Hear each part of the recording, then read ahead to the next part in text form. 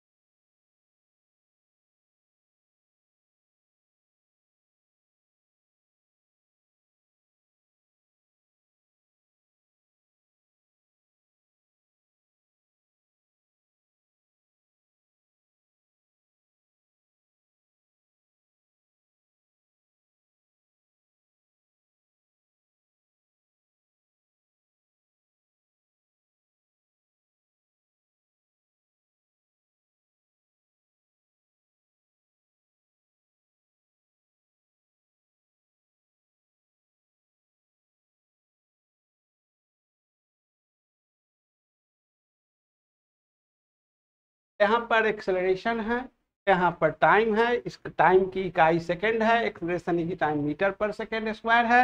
यहाँ पर हम लोग एक्सेलरेशन टाइम के बीच का स्लोप आपको बताने जा रहा हूं। Let a particle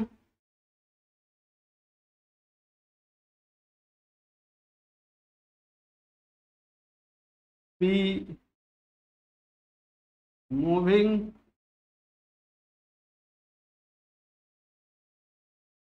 along positive direction of x-axis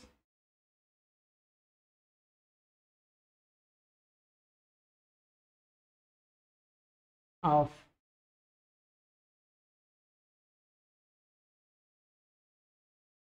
x-axis at time t1. The particle is at p t1 a1. The particle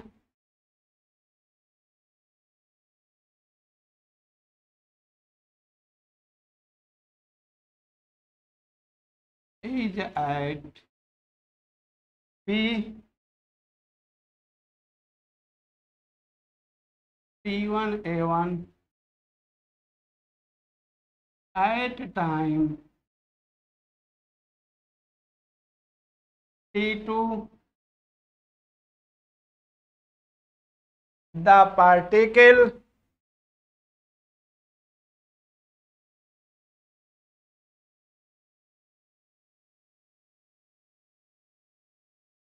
is at Q T2 A2।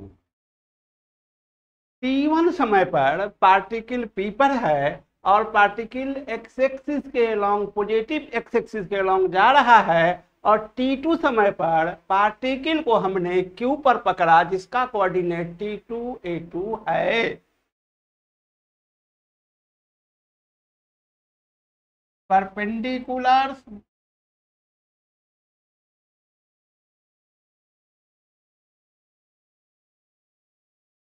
PM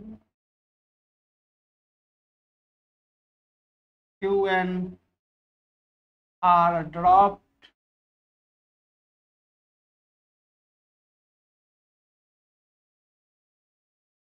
on the time axis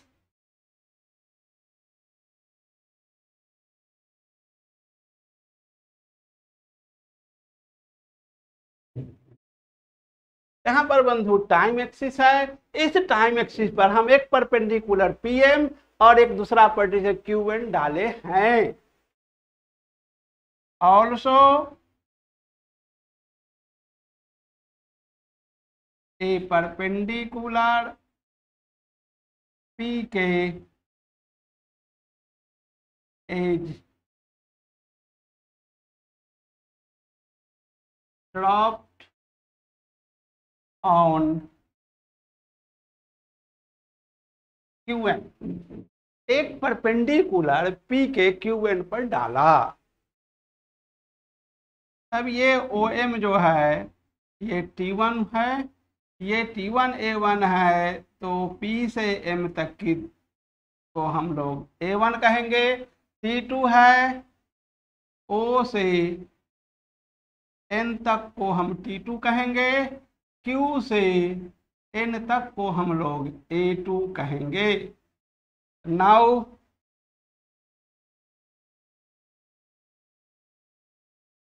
P के equal to MN equal to ON minus OM। इसे हम लोग लिखेंगे T2। OM जो है वह T1 के बराबर है। Q के को हम लोग लिखेंगे QN माइनस KN। QN को A2 लिखेंगे, KN की जगह A1 लिखेंगे।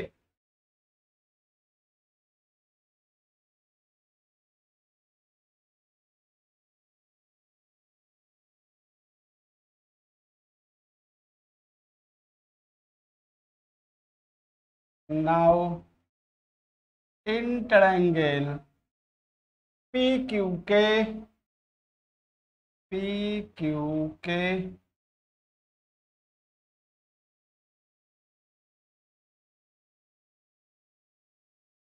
T2 माइनस T1 है, ये जो है ये A2 minus A1।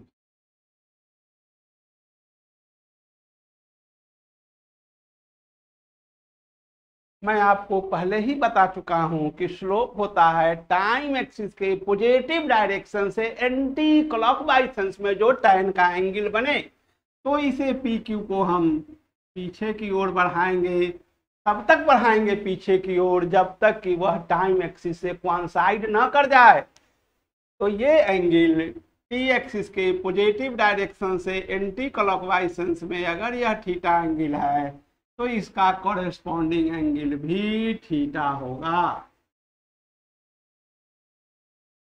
From Pythagoras theorem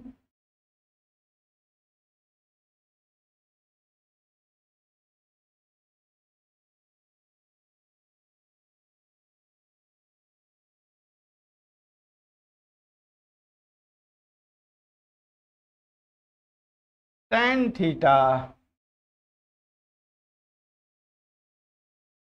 equal to QK by PK।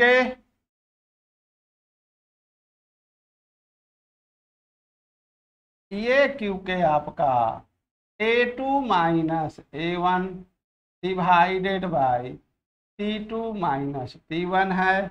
इसी tan थीटा को हम लोग स्लोप कहते हैं, जो कि है delta A by delta T, जिसे हम लोग जर्क के नाम से जानते हैं। The slope of acceleration time graph gives us the jerk along axis. jerk माने होता है jerking. Thus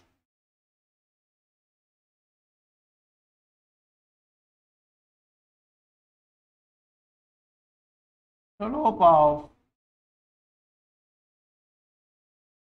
acceleration time graph gives us the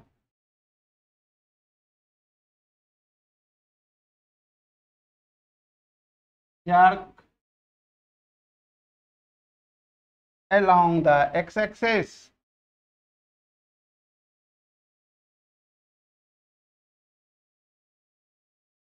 X. अब मैं आपको स्लोप के बारे में कुछ और जानकारी देता हूं, जिसका कि हम फिजिक्स में बहुत ज्यादा यूज लेने वाले हैं। तो जरा इसे देखें।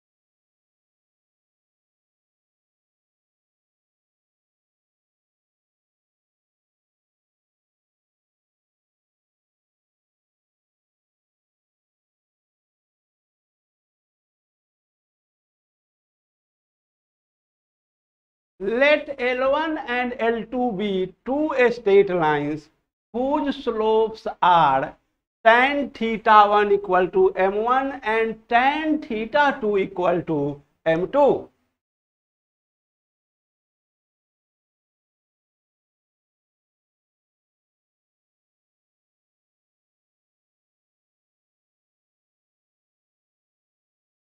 Let L1 and L2 be the two straight lines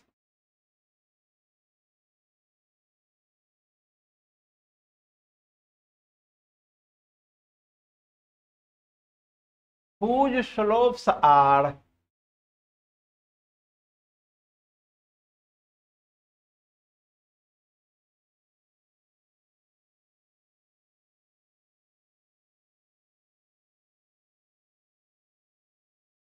tan theta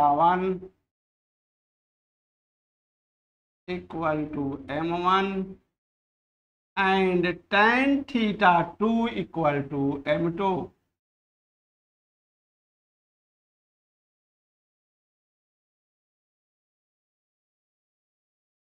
L1 और L2 का स्लोप tan थीटा 1 और tan थीटा 2 है। हम बार बार आपको बता चुके हैं, एक्स एक्सिस के पॉजिटिव डायरेक्शन से एंटी क्लॉकवाइज सेंस में जो tan का एंगल बनता है उसी का नाम स्लोप है।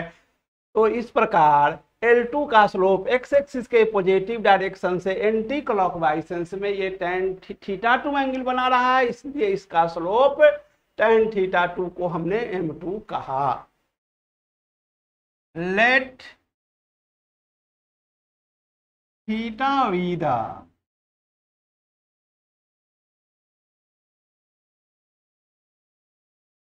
एंगल between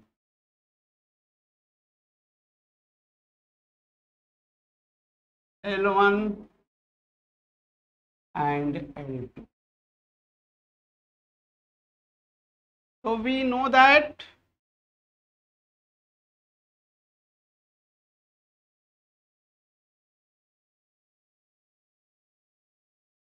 हम सब लोग जानते हैं कि एक्सटर्नल एंगल इक्वल टू होता है सम ऑफ इंटरनल एंगल के।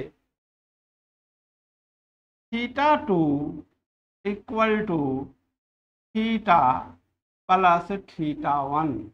देखो बंधु, ये थीटा 2 एक्सटर्नल एंगल है और ये थीटा 1 और थीटा इंटरनल एंगल है। और हम जानते हैं कि एक्सटर्नल एंगल बराबर होता है सम ऑफ इंटरनल एंगल्स के। इसे हम लोग ऑर्डर नंबर 1 कह रहे हैं। तो from equation 1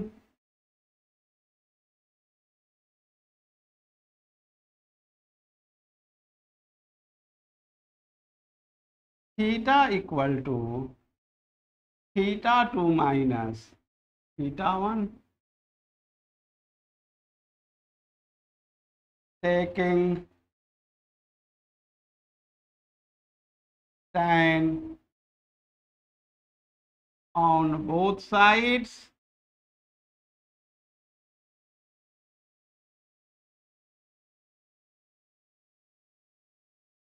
we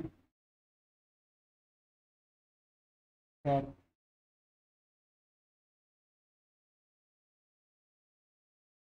tan theta equal to tan theta 2 minus theta 1। इसे हम लोग कह रहे हैं ऑर्डर नंबर 3। मैं आपको ट्रिगोनोमेट्री के बेसिक क्लास में पढ़ाया हूं कि tan alpha minus beta equal to tan alpha minus tan beta divided by 1 plus tan alpha into tan beta. उसी फार्मूले का हम यूज लेकर इक्वेशन 3 को लिख सकते हैं।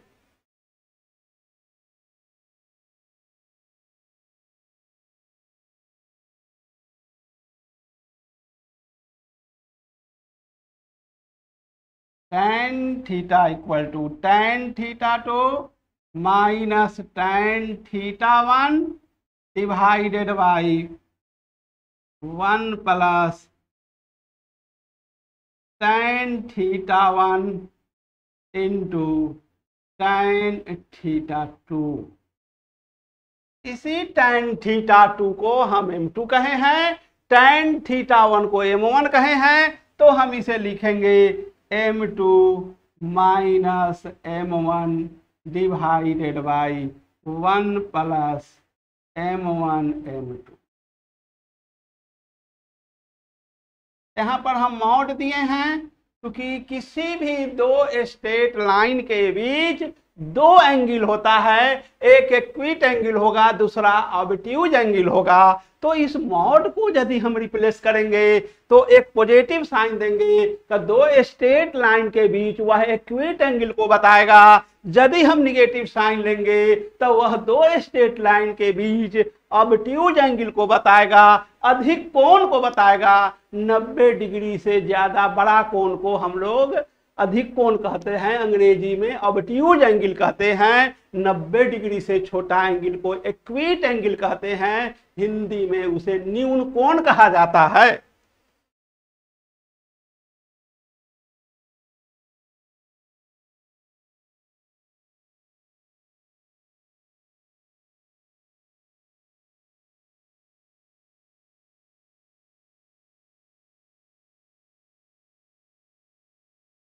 If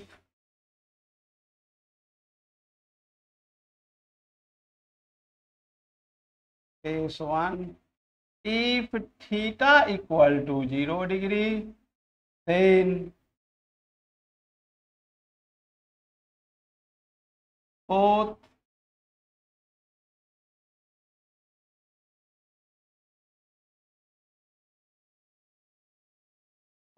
straight lines are parallel. Then both straight lines are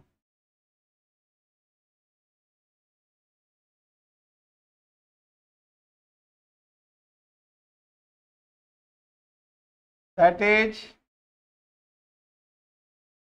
tan 0 equal to m2 minus m1 divided by 1 plus m1 m2 imply that 0 equal to m2 minus m1 divided by 1 plus m1 m2, which imply that m2 minus m1 equal to 0, imply that m2 equal to m1। देखो बंधु, दो straight line है, यह एक straight line है जिसे मैं L1 कह रहा हूं। सपोज करो कि L1 का स्लोप है 3/2 और यह एक स्ट्रेट लाइन L2 है, तो L2 का स्लोप हमें निकालना है। तो यह L2 straight line L1 straight line से कहेगा कि भाई साहब आपका क्या स्लोप है हमें बताइए। तो ये L1 भाई साहब बोलेंगे कि हमारे स्लोप से आपको क्या लेना देना है।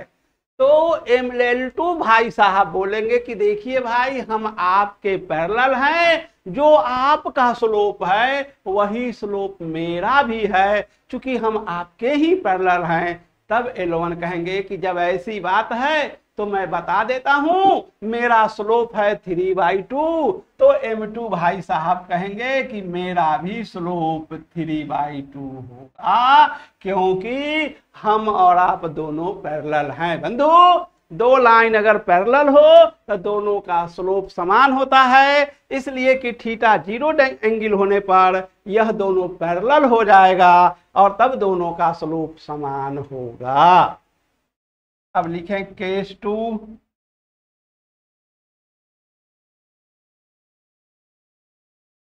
If theta equal to 90 degree, अगर थीटा 90 डिग्री है then both straight lines are perpendicular to each other, then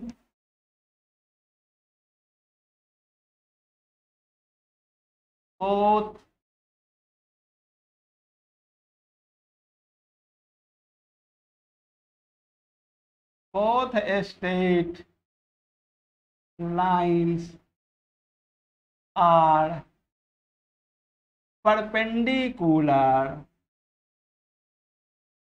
to each other, that is tan 90 degree बंधु अनडिफाइंड होता है। मैं कैलकुलस में काफी डिटेल से रेशा रेशा निकाल दूंगा इसे, तो इसे मैं यहाँ पर लिमिट ले रहा हूं। इसका चिंता आप अभी नहीं करें, मैं तुरंत इसके बाद बेसिक कैलकुलस पढ़ाऊंगा तो बताऊंगा कि आखिर लिमिट है क्या। तो ये हो जाएगा आपको M2 minus M1 divided by 1 plus M1 M,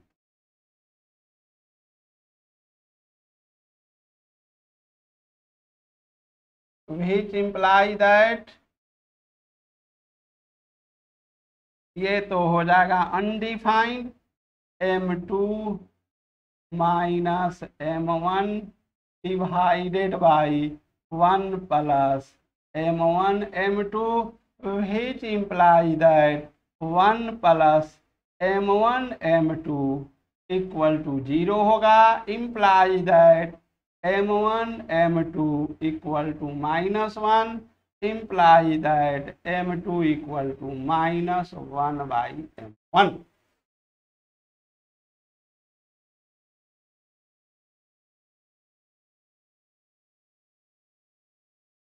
तो बंधु एक बात ध्यान से देख लो कि अगर दो लाइन परपेंडिकुलर हो, जैसे यह स्ट्रेट लाइन 1 है और इनका स्लोप जो है वो मान लो 3/4 है, और ठीक इसके परपेंडिकुलर L2 है, तो इनका स्लोप मुझे पता करना है। ये दोनों एक दूसरे पर परपेंडिकुलर हैं। पुनः L2 L1 से कहेंगे कि भाई साहब आप अपना स्लोप बताइए। L1 कहेंगे कि हमारे स्लोप से आपको क्या लेना देना है। L2 जवाब देंगे कि देखिए भाई साहब, हम आपके परपेंडिकुलर हैं, आपका जो स्लोप होगा उसी को माइनस के साथ उलट देंगे तो मेरा स्लोप हो जाएगा। तो L1 कहेंगे कि देखो भाई, मेरा स्लोप 3/4 है। तो M2 कहेंगे कि मेरा भी स्लोप माइनस के साथ 4/3 हो जाएगा। इस प्रकार बंधु, दो स्ट्रेट लाइन अगर पैरेलल हो तो दोनों का स्लोप समान होता है। अगर दो स्ट्रेट लाइन एक दूसरे के परपेंडिकुलर हो तो स्लोप माइनस के साथ उलट जाता है। इस स्लोप का हम काफी यूज फिजिक्स में लेंगे। तो देखो बंधु, एक खुशी रूपी तोहफा तुम मुझे जरूर दो। वह तोहफा क्या है? अरे लाइक और सब्सक्राइब ही तो मेरे लिए सबसे बड़ा तोहफा है। उसे देने में तुम मत चूको। मैं अगला क्लास कल से लूंगा। Thank you very much.